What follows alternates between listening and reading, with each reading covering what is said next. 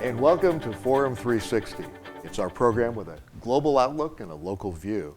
And I'm your host, Bill Steven Saus. Today's Forum 360 will focus on a global topic, history, a very important topic, very important discipline, studying history. And we are kind of focusing on history in Northeast Ohio, the Connecticut's Western Reserve, which we now call the Western Reserve. And we're fortunate to have the CEO and president of the Western Reserve Historical Society as our guest, Kelly Falcone-Hall. Welcome. Hello. Welcome to Forum Thank 360. You. All right, Kelly, let's talk a little bit about the Connecticut Land Company. You know, I've been to Connecticut and people don't realize, when I was visiting, talking to people in the state of Connecticut, that they even had a Western Reserve in Northeast Ohio. It was surveyed in the late 1700s, early 1800s, and eventually the surveyors documented, I think they said, over 3 million acres in the Western Reserve area. And your organization, great organization, Western Reserve Historical Society, has studied this wonderful area. So thank you for being here. Thank you. Tell us a little bit about how you got involved in the Western Reserve Historical Society. Sure. I guess I'll start there. Okay. I was an intern in the library and archives, and as you were talking about the early survey and settlement of the Western Reserve, I studied what is called Manuscript 1. So that is the first manuscript collection, and it is a collection of surveyor notes and records and other documents that are maps that are related to that early survey and settlement of Western Reserve, which is now Northeast Ohio. Wow. But actually I got involved before that in graduate school doing research in the archive library. I have a master's degree in American history from Cleveland State University. Wonderful. Go Vikes. And Vikings, right? So was already doing a lot of research in not only the Historical Society Library and Archive, but other archives around the region, and took a job as a paid intern in 1995 in the archives processing the Ameritech records. Right. And that was supposed to be a 3-month project. And when that was done, I didn't want to leave. And the library was very busy at that point in time, doing a lot of genealogical research. We were gearing up for Cleveland's bicentennial in 1996. So there were just lots of projects, a lot of work going on. And so they needed some help. So I stuck around and worked in the library. And soon after that, I went to Hale Farm and Village, and I have just been working for the Western Reserve Historical Society ever since. Wow. 1995. So Western Reserve Historical Society is now 155 years old, correct? That is correct. So when it started, who were some of the prominent folks that were involved in it when it started? I think John D. Rockefeller, the original entrepreneur in this area, devoted some time and money to it. Correct? Absolutely. I mean, he is probably the best known, most recognizable name associated with the early founding. I believe he was a secretary, maybe a vice chair. But there were, if you think about, Cleveland names, there were a number of individuals early on, all volunteer, who founded the Western Reserve Historical Society as a historical branch of what was then the Cleveland Library Association.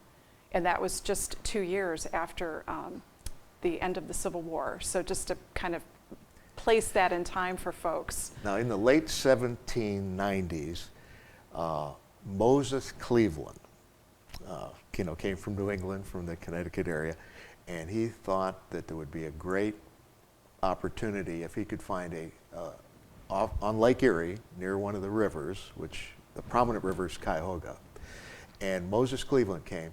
So tell us a little bit about that experience when he came and he said, I'm looking for a kind of in the north central part of this Western Reserve area. And what did he and his colleagues do at that point? I mean, it was really, you know, where the lake connects with Lake Erie, and Moses Cleveland, and actually many people before him had sort of seen that as an area of opportunity for developing this part of the young, you know, country, as it were. George Washington had sort of noticed that as an area of opportunity, even people like Ben Franklin. In fact, there's a wonderful book that I'd like to recommend. It's called Visions of the Western Reserve. And it's a collection of primary source documents. Many of them are included in the Historical Society's archives of individuals from 1750, to sort of get back to your question, to 1850, and their observations about this area. So, you know, back to your question, it was just, they saw it as an area of opportunity very early on, even thinking about the possibility of canal. Long before, you know, the Ohio and Erie Canal. Now, where we are doing our program, Forum 360, our studio is located in the city of Hudson. And there is another character besides Moses Cleveland from Connecticut, David Hudson. And tell us a little bit about what he was able to accomplish, because he put in this area of Hudson, which is now the Hudson Township, now the city of Hudson. It was between Cleveland and Pittsburgh. This was kind of in the central zone of the Western Reserve. And he used this as saying this could be a great place to start schools. And there was a Western Reserve College here, correct? Western Reserve Academy? An academy now.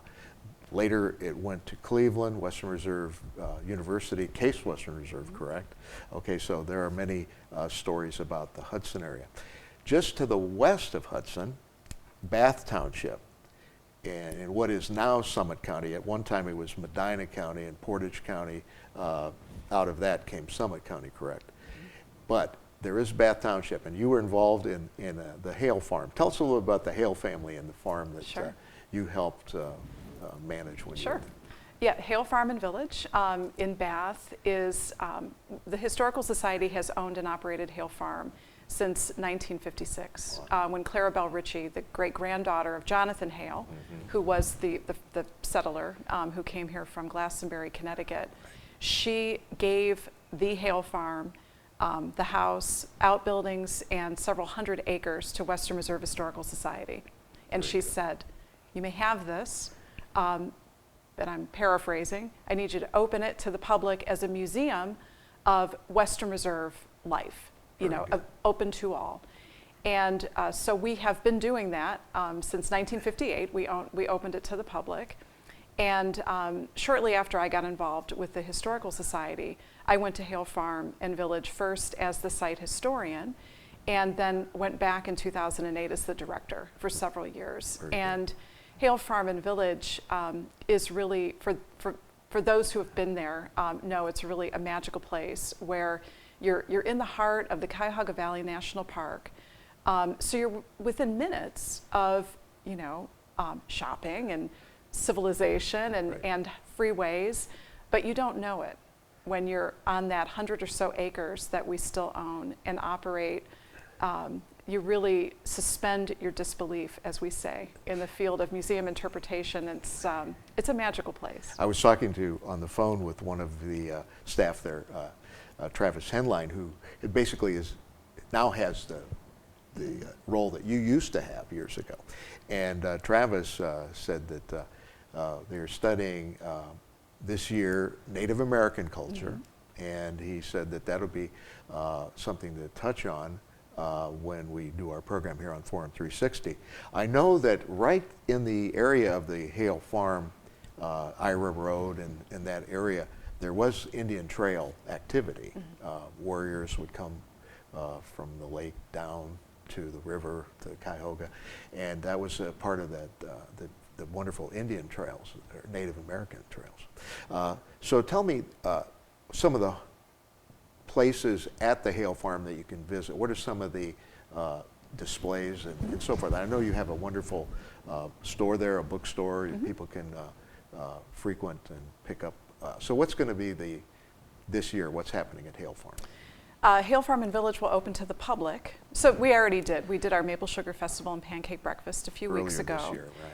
And now the site is open primarily for schools. Now we're starting to see more and more school kids But the coming pandemic back. is receding.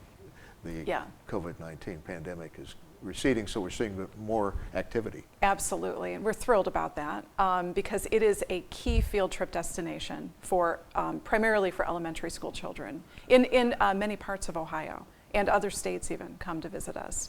When we open to the public in June for what we call our summer program season, we have a really robust calendar of public events that people have come to know and really love. We do a Sow and Grow weekend in June. In July, we have a very popular, long-standing Music in the Valley. It's a folk festival. Wonderful. And it's also a celebration of Ohio-made wines. So that's a very popular weekend. And I should add, these are special events I'm talking about. Right. We're open every day, Wednesday through Sunday. So people love to take the Cuyahoga Valley Scenic Railroad. They take that from where you get on in Independence. Right. They get off at Hale Farm. It's a really wonderful way to spend a day in the Cuyahoga Valley. We are doing a Civil War event in August against another event that's been on our calendar for many years. I've attended those. You have the reenactors Yes, come, the Union and the Confederate. Sometimes you have Abraham Lincoln, the actor that yes. plays Lincoln. You have some of the other fine displays, and you have the horses, you have the cannon, you have, it's wonderful displays there. And of course, the War of 1812, there was a lot of activity in that Cuyahoga Valley.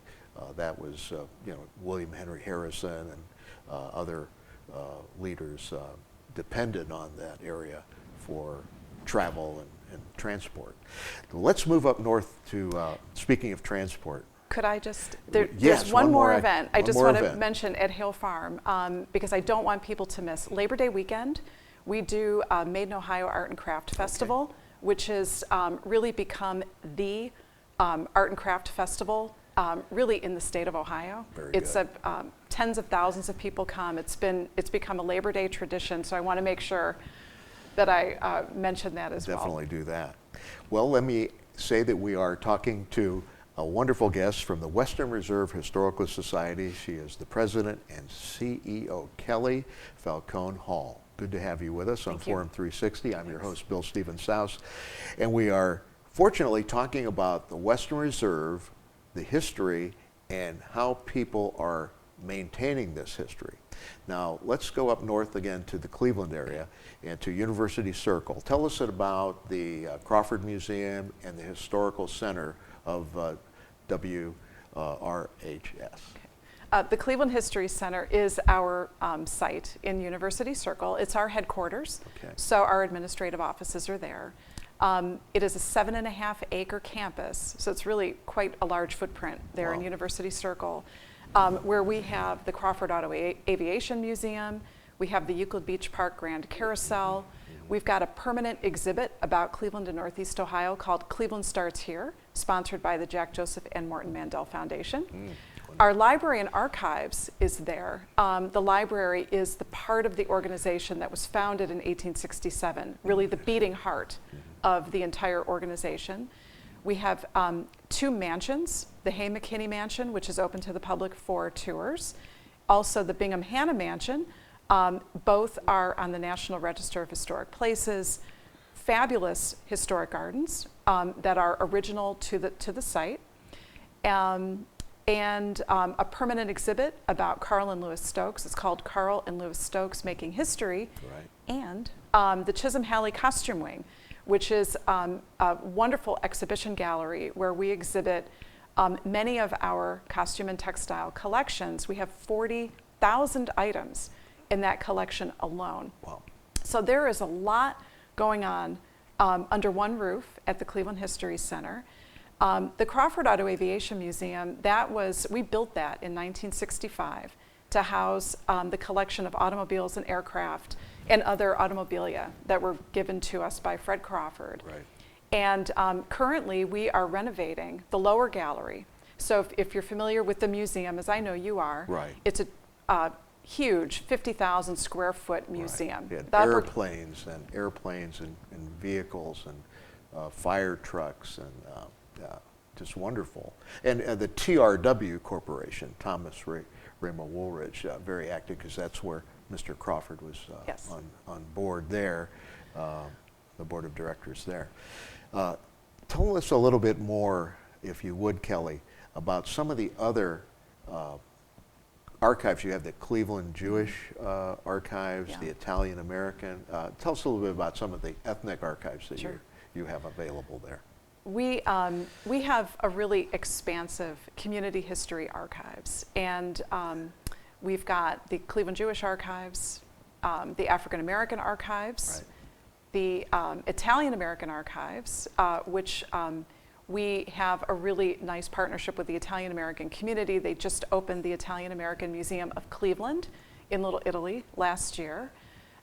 We've got a corporate and philanthropic archive. We've got a sports history archive. We've got just, when you think about Cleveland and Northeast Ohio, there are about 120 different ethnic groups Right. that call Northeast Ohio home, and that number is growing. And so at Western Reserve Historical Society, we really every day are doing our best to not only safeguard and steward the collections that we have, but also make sure that we are doing the outreach necessary to make sure that we're bringing in collections that are truly representative of all of the people that call Northeast Ohio home. Right, and now we always talk about Cuyahoga County, the east side, the west side. For instance, you domiciled in the west side, Westlake area. And we have, just west of you is Lorain County. That's probably the last county involved in the Western Reserve. There was Trumbull County, very active to the east, Mahoning County, as I said, Medina and Portage County, and then Stark, Wayne, and then Summit came out of the Medina, Cuyahoga, and Portage County regions. So tell us a little bit about Ashtabula, Lake County.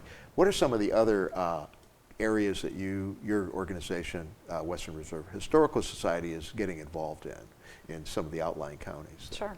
I mean, we've been involved for many years in other counties. We've got a property in Ashtabula County. It's called Shandy Hall. Right. It's an 1815 homestead in Geneva. Wow. So, and then in Mahoning County, we have a property called Loghurst, which again is a historic home, some outbuildings.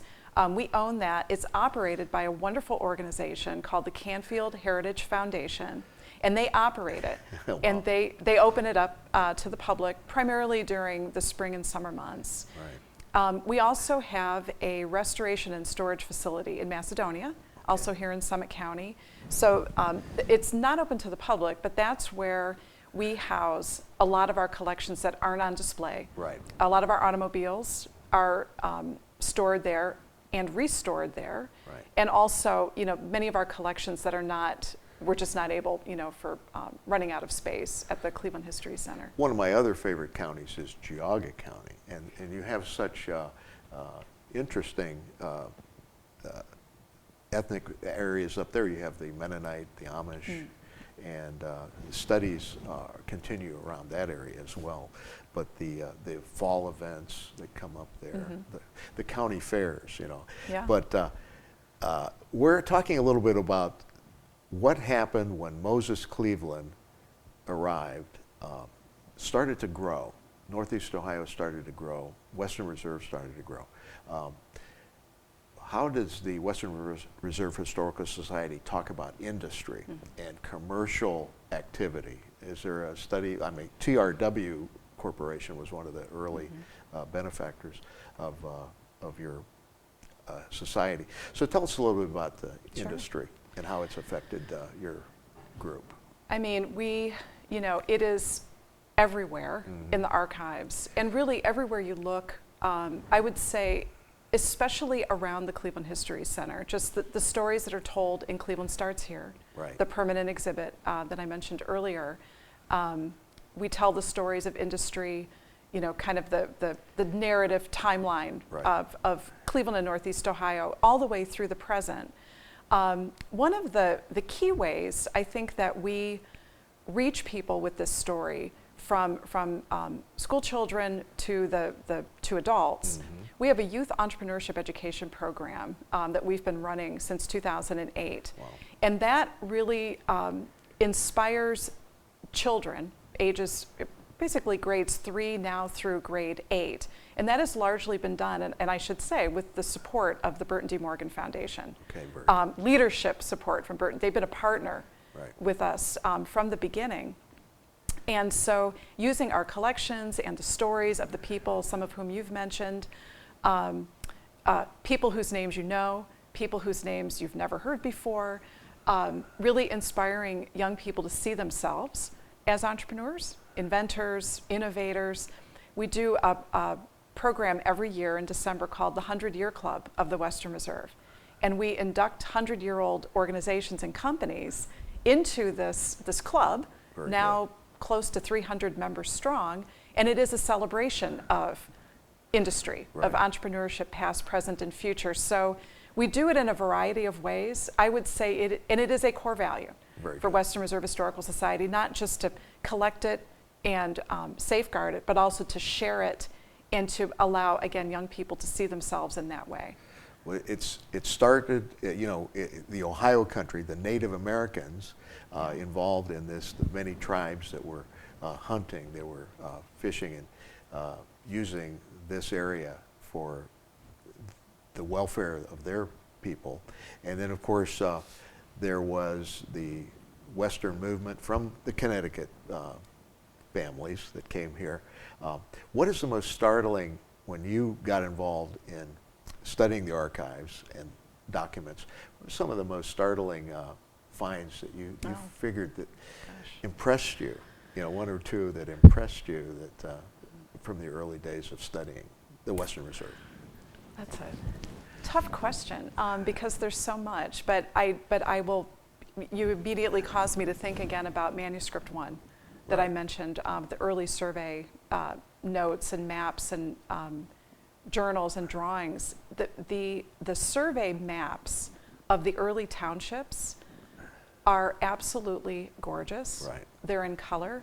I was just, again, when I first started, I was really just starting to learn about our organization, and I've still just scratched the surface, by the way, Right. 27 years later. But Bath Township, for example, when I started to learn about Hale Farm and its history, and Jonathan Hale and his family, looking at the survey notes for the township, Right.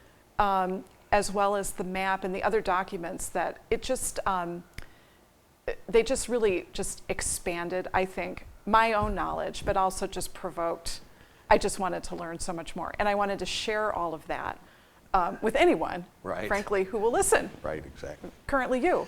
Well, So- and what I'm saying is our audience enjoys Forum 360's knowledge about a local view on something. And Northeast Ohio has had a global impact, wouldn't you say? And it is so important when people can go to a website like www.wrh.org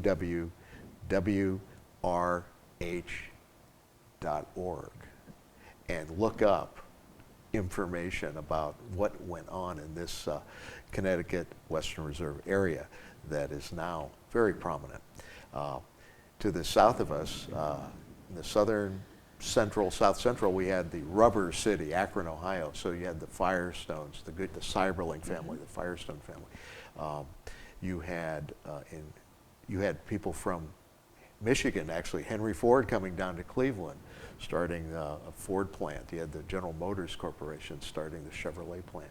And many steel companies in the Youngstown area.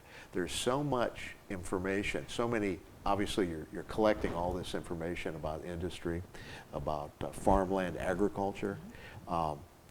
Let's talk a little bit before we leave about the Hale Farm. This is kind of the central focus now of going back to studying the early Western Reserve. You were very active there. We have about a minute left. Okay. What impresses you when you go? What is the first thing you think someone would want to know about the Hale Farm? What they would do when they arrive? For people visiting Hale Farm, whether it's the first time or we have a lot of repeat visitors, it is just that opportunity to get away, to go down, take a step back in time. It's in a lovely park-like setting, and really just immerse yourself in the history and experiences. But there are fabulous things like glass blowing and pottery and blacksmithing And you can demonstrations. there's a rental. You can rent a cabin, or you can rent a portion of a building Yes. to do some activities. I know the Bath Garden Club does gardening down there and flowers, and the community really is very supportive. And I want to thank you for being a part of our program, Forum 360, to talk about the Western Reserve and the Western Reserve Historical Society. And when you go back, continue to do so much that you are doing, and I want to thank all your colleagues for supporting you and as the president and CEO of Western Reserve Historical Society. So thank you. Thank you. It's good to have Kelly Thank you. Falcone-Hall with us. I'm your host, Bill Steven Saus. Until next time, thank you for watching Forum 360. Forum 360 is brought to you by John S. and James L. Knight Foundation, the Akron Community Foundation, Hudson Community Television, the Rubber City Radio Group, Shaw Jewish Community Center of Akron, Blue Green, Electric Impulse Communications, and Forum 360 supporters.